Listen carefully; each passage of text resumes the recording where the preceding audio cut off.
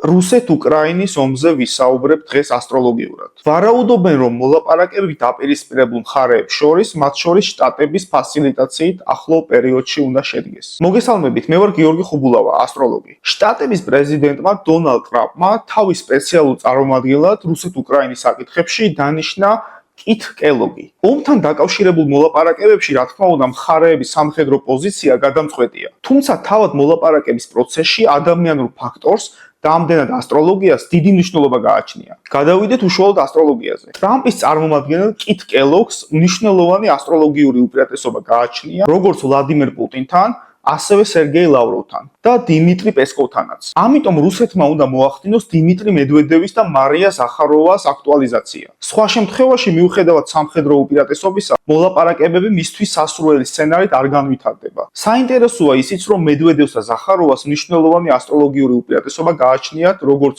ვოლოდიმირ ზელენსკისთან, ასევე დიმიტრი კულებასთან და მიხაილ პოდოლიაკთან. უნდა ვთქვათ ისიც, რომ თვითონ ზელენსკისთვის ტრამპის წარმომადგენელი კელოგი ძალიან კომფორტული მოთამაშეა. ანუ გამოდის, რომ მოლაპარაკებებში მედვედევის და ზახაროვას აქტიური ჩართულობის გარეშე რუსებს მათთვის სასურველი შედეგების დაყენება გაუჭირდებათ. რადგან კელოგი ზელენსკისთვის მარტივი ფიგურანტია. აი პუტინისთვის და ლავროვისთვის კი კელოგი ნამდვილი კერკეტი კაკალია.